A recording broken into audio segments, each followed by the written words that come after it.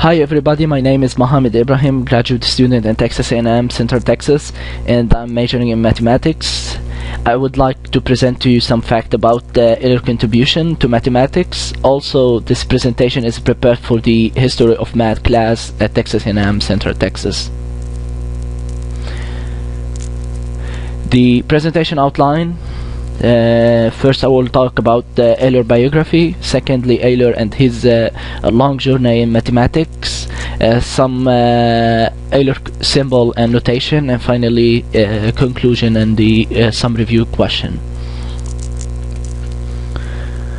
Leonhard Euler was born in Basel, Switzerland on April 15, 1707. His interest in mathematics had certainly been sparked by his father teaching, and he took some freshman courses on elementary mathematics given by Johann Bernoulli, who encouraged him to study more advanced mathematics books on his own.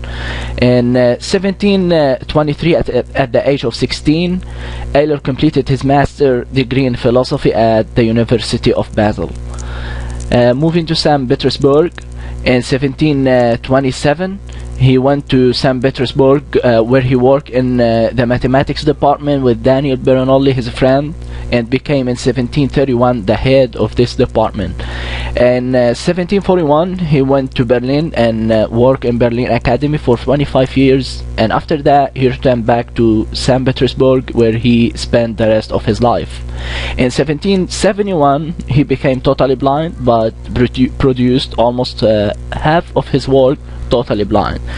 In 1783 he passed away from brain hemorrhage. Euler left a wide range of knowledge in almost all areas of mathematics, like geometry, calculus, trigonometry, algebra, applied mathematics, number theory, as well as optics and other area of physics. And he's considered one of the most prolific mathematician in history, and the greatest and one of the greatest mathematician of all time. His accomplishment in geometry were revealed in two formula: the Euler line of a triangle and Euler polyhedron theorem.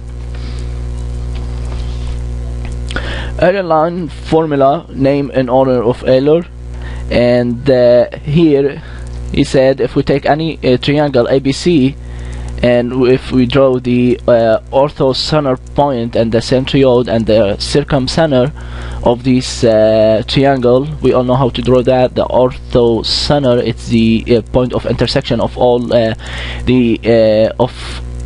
three altitudes of this triangle ABC. Centroid, the point of intersection of all median of ABC. Circumcenter, if we draw the perpendicular line, for example, to AC, going through the middle of AC, and the same from AB, the perpendicular line which go through the middle of ABC, and connect all these three lines, will get the circumcenter. And actually the circumcenter is the point, the center of the circumscribed circle of ABC. So he claimed that these point lie on a straight line, and they are collinear, and the distance between the centroid and the circumcenter is equal the half distance between the centroid and the orthocenter. And these relative distances between these points don't change when you vary the shape of the triangle, and that's what really makes Euler line so famous. Talking about the Euler polyhedron theorem, what does this formula here tell us? Look at a polyhedron, like for example a cube or tetrahedron here on this side. Count the number of vertices. For example, for a cube we have 8 vertices, 1 2 3 4 in the top and 4 in the bottom. And next, count the number of edges of these polyhedron. In the cube, for example, we have 12 edges. 1 2 3 4 5 6 7 8 9 10 11 12. And we have also, finally if we count the number of faces, we get 6.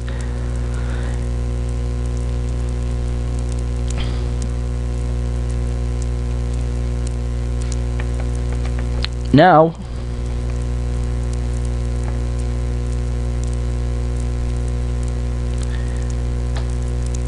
if you have the number of vertices minus the number of edges plus the number of faces, we'll get 2.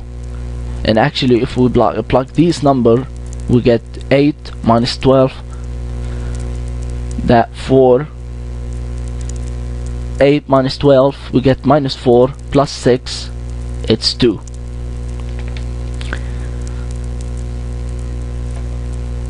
And we can try it also for the tetrahedron.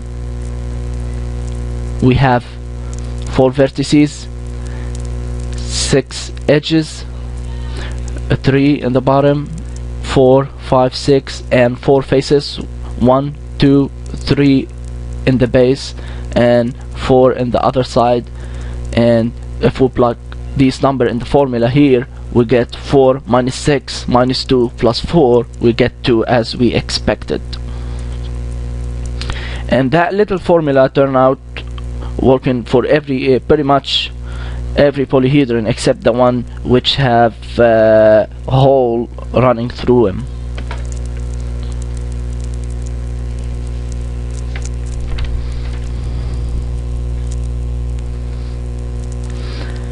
Also, Euler was interested in number theory and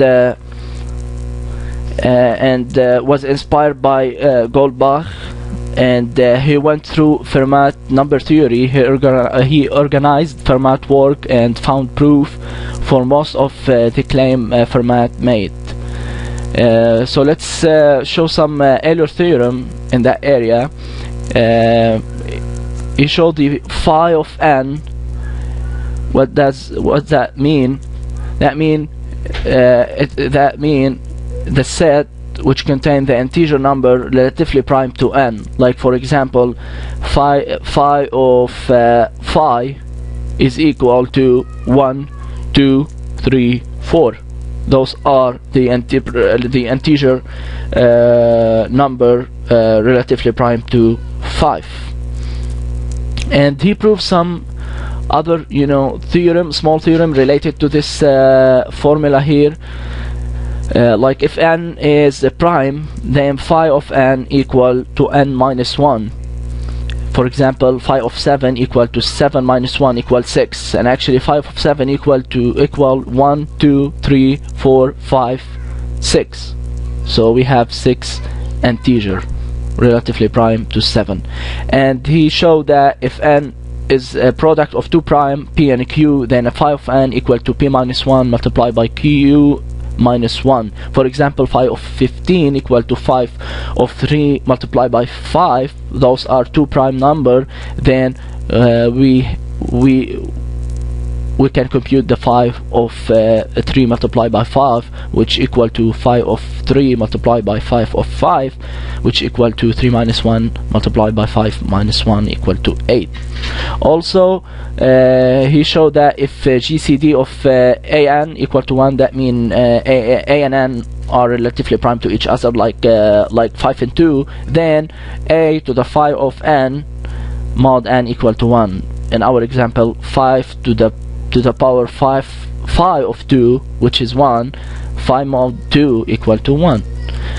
And in general, he show for any number n, if n is equal to the multiplicative product of prime number like p1, p2, p3, and etc., we can compute the phi of n, which will be equal to n multiplied by 1 minus 1 over p1 multiplied by 1 minus 1 over p2, and etc. And basically all these formula we can prove using, you know, some show some couple example and figure out the pattern behind this formula, and then we can generate easily the formula Euler proved. Next, he came up with an identity formula to describe the relation between the exponential function of a complex number to trigonometric function EIX equal to cosine x plus I sine x. And here's some picture for this function, how it look like. Here we can draw the real part of this function, which is equal to cosine x, and in the second picture I have drawn the graph of the imaginary part of the function, and here that's represent the 3D graph of the e to the power ix function. And here this function, it's the same but it's more detailed. Also we can draw this function using the complex plane, the unitary circle here, the imaginary x and the real x, and we can draw the EIX function. Euler gave 3 proofs to prove this formula, and here one of the simple proof. If we take t equal to cosine x plus I sine x and then calculate the derivative of this equation, dt over dx, we'll get I multiplied by I sine x plus cosine x, which is equal to it, and then we have the dt over t equal to I dx. Integrate both sides, we'll get log natural log of t equal to ix plus c.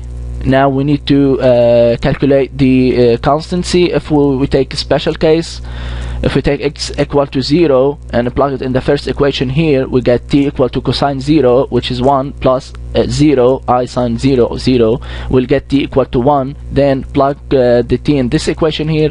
Log will have log of 1 equal to 0 because of x plus c, so we end up with c equal to 0. And after that we'll get log of t equal to ix, and we can plug the what's t equal to, like t equal to cosine x plus I sine x. We'll plug it in this equation and we get the answer.